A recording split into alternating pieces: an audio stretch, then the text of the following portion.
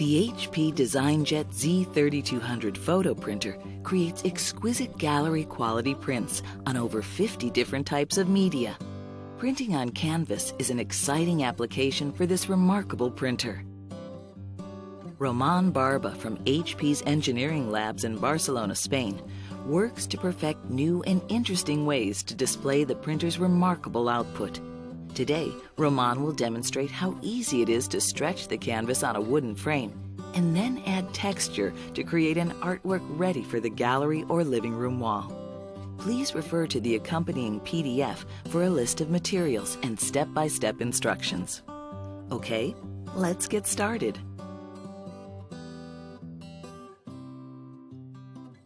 This is the print that comes out of our Z3200 printer.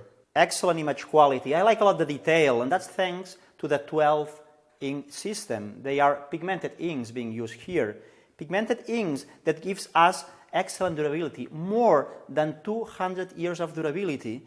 Let's start removing all the dust from the image. I always like to have very clean images before doing any finishing to it. We are going to add a little bit of liquid laminate over here. I'm going to use a liquid laminate, a water-based liquid laminate from Clearstar. This process is very easy.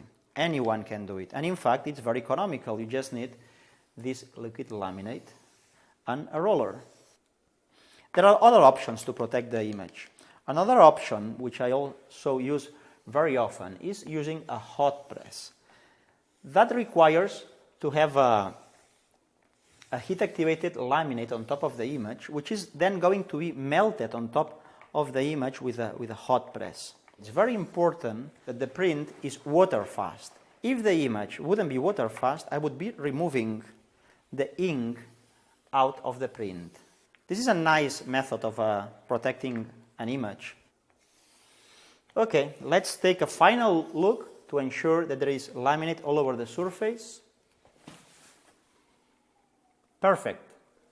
And now it's ready to let it dry for about 2 hours. So let's put the stretching bars together while our print is drying. And that's the fun part, because we are now going to hit this structure.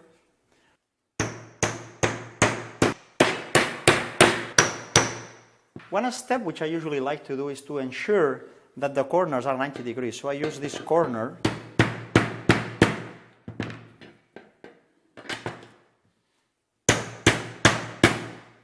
So now the frame is ready to start all the stretching process.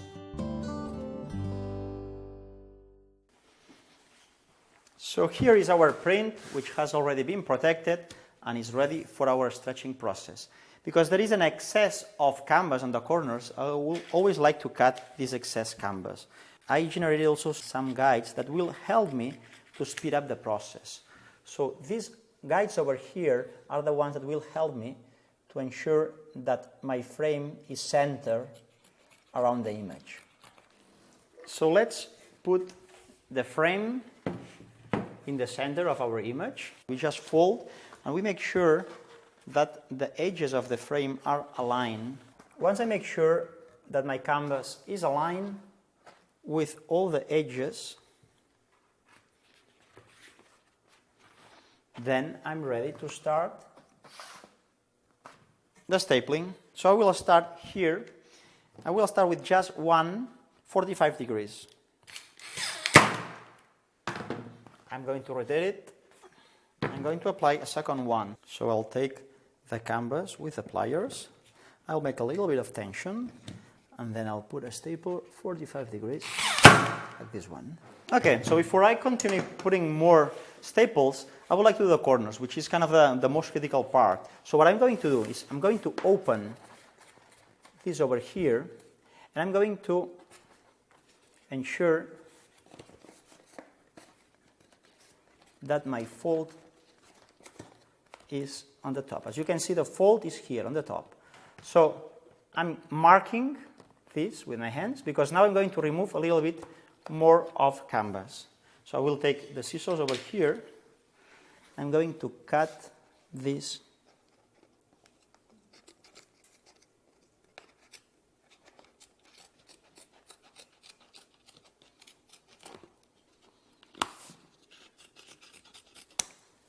Okay, this is ready for the fold, but we'll do it afterwards. I'm going to do the same thing all over the corners. Here we are in the long sides where I have the fold, so I just want to make sure that I have the nice fold over here.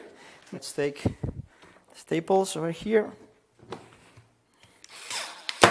Okay. This looks great to me, but still there is one difference between this reproduction and the original, which is the texture. This one doesn't have texture. So we can have some fun now applying a little bit of texture, and we'll do that with this transparent acrylic varnish. You'll see that it's quick and easy, and in fact you don't need to be an artist to do that.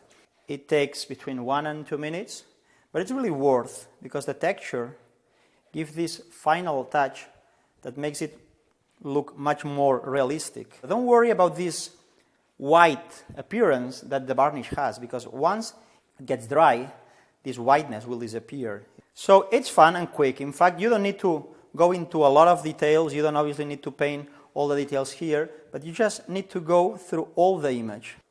The texturing varnish is now dry.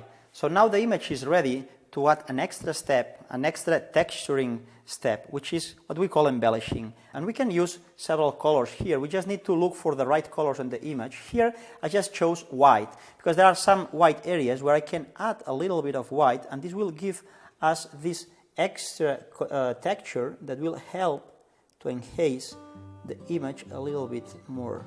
Beautiful, isn't it? So now our image is ready to be on display.